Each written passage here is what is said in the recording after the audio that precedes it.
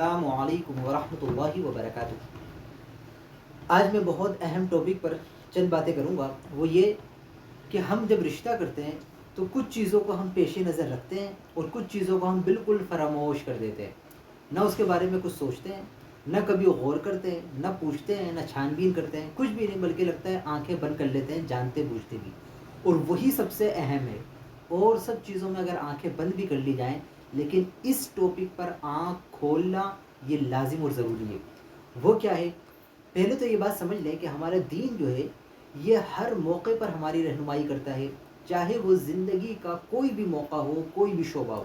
اگر کوئی بچہ ہے تو اس کے لیے احکامات ہیں کہ یہ ابھی مکلف نہیں ہے،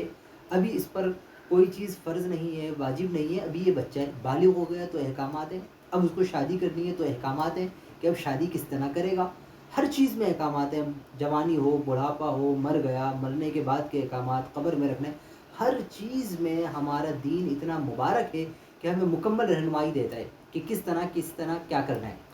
اب ہم غور کریں کہ شادی کرنی ہے تو شادی میں کیا کرنا ہے، اس میں بھی دین میں مکمل رہنمائی حاصل ہے۔ لیکن افسوس کی بات یہ ہے کہ ہمارے میں اب اکثر یہ ہونے لگا کہ جب رشتہ کیا جاتا ہے تو یہ چیز بالکل نہیں دیکھتے کہ اگر لڑکا ہے تو اس کا عقیدہ کیا ہے، لڑکی ہے تو اس کا عقیدہ کیا ہے، اس کا رہن سہن میں سب سے پہلی چیز یہ ہے کہ اس کا نظریہ صحیح ہے یا نہیں صحیح، اس کا عقیدہ صحیح ہے یا نہیں صحیح، کہیں وہ بد مذہب تو نہیں ہے، کہیں وہ پیارے آقا کا گستاخ تو نہیں ہے، کہیں وہ پیارے آقا کی شان میں بے ادبی کرنے والا تو نہیں ہے۔ اس سے ہم بالکل آنکھیں بند کر لیتے ہیں۔ ہم یہ پوچھتے ہیں کہ یہ بتاؤ اس کی سیلری کتنی ہے، یہ بتاؤ اس کی انکم کتنی ہے، یہ کماتا کیا ہے، یہ کرتا کیا ہے، یہ نشہ تو نہیں کرتا، یہ شراب تو نہیں پیتا، کہیں یہ چرس تو نہیں پیتا، کہیں یہ ایسا تو نہیں ہے کسی سیاسی پارٹی میں ہو۔ اس کی تو ہم چھان بین کرتے ہیں، پوچھتے بھی ہیں۔ مگر اگر اس کے برعکس دیکھا جائے کہ لڑکا پیسے والا ہے تو ہم کچھ بھی نہیں دیکھتے کہ آیا یہ تو پوچھیں کم از کم کہ اس کا عقیدہ کیا ہے، اس کا دین کیا ہے، اس کا مذہب کیا ہے، یہ کس نظریے پر ہے۔ کہیں ایسا تو نہیں ہے کہ ہم اپنی بیٹی اس کو دے دیں جو پیارے آقا کی شان میں بھونکتا ہے، جو نبی پاک صلی اللہ علیہ وسلم کا ادب نہیں کرتا، جو صحابہ اکرام کی بے ادبی اور توہین کرتا ہے، ایسے بدبخت کو بیٹی دے دینا یہ تو بے غیرتی کی انتہا ہے کہ آپ پیارے آقا کے امتی ہو کر پیارے آقا کے گستاخ کو اپنی بیٹی دے دو۔ یہ تو ایسے مردود لوگ ہوتے ہیں کہ ان کو بندہ بخار بھی نہ دے، ان پر تو صرف ایک چیز دینے کا حکم ہے کہ لعنت دے، بس، اس کے علاوہ کچھ بھی نہیں دے سکتے۔ کوئی بھی اگر بد مذہب ہو، بد عقیدہ ہو تو حدیث پاک میں منع کیا، یہاں تک کہ اگر وہ سلام کرے تو جواب بھی نہ دو، سلام کا جواب تک نہیں دے سکتے۔ یہاں تک کہ فرمایا اگر دعوت پہ بلائے انکار کر دو، نہ جاؤ۔ ولا تشارکوہم ولا تجالسوہم، نہ اس کے ساتھ شراکت کرو، نہ ان کے ساتھ بیٹھو، نہ ان کے ساتھ کچھ پیو۔ ولا تشاربوہم، فرمایا ان کے ساتھ کچھ پیو بھی نہیں۔ یہاں تک ارشاد فرمایا اگر مر جائیں وہ،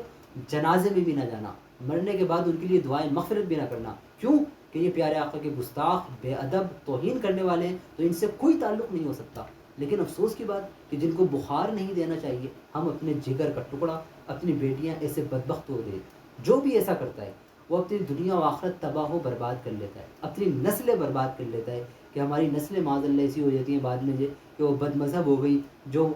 پہلے جن کے باپ دادا پردادا ہمیشہ پیارے آقا کی شان بیان کرتے تھے سینہ تان کر، اب معاذ اللہ وہ اولادیں پیارے آقا کی شان پہ اعتراضات کرنے لگتی ہیں کہ نہیں یہ کہاں ہے، نہیں وہ کہاں ہے۔ ارے تمہاری اتنی اوقات، تم اپنے آقا کی شان پر بات کرو۔ بندہ سوچ بھی نہیں سکتا کہ اپنے نبی کی شان پر، لیکن یہ کس وجہ سے ہوتا ہے کہ جب ہم رشتہ کرتے ہوئے نہیں دیکھتے، جہاں رشتہ کرتے ہوئے ہم مال دیکھتے ہیں، دولت دیکھتے ہیں، گھر دیکھتے ہیں، انکم دیکھتے ہیں، سیلری دیکھتے ہیں کہ کتنی ہے، وہاں یہ بھی دیکھنا چاہیے کہ اس کا عقیدہ کیا ہے، اس کا مذہب کیا ہے، اس کا مسلک کیا ہے، یہ نمازی ہے یا نہیں ہے، یہ متقی ہے یا نہیں ہے، یہ پرہیزگار ہے یا نہیں ہے، اس کو علم دین ہے یا نہیں ہے اس کے پاس۔ مگر اس سے ہم بالکل آنکھیں بند کر لیتے ہیں، جو کہ بہت بڑی غلطی ہے۔ ایسے لوگ پھر ہمیشہ پچھتاتے ہیں۔ دن میں یا زندگی میں چند دن تو بندہ خوش ہو لیتا ہے کہ چلو بھئی مال و دولت بہت ہے، لیکن یہ مال و دولت منٹوں میں ختم بھی ہو جاتا ہے۔ لیکن عقیدہ اچھا ہو،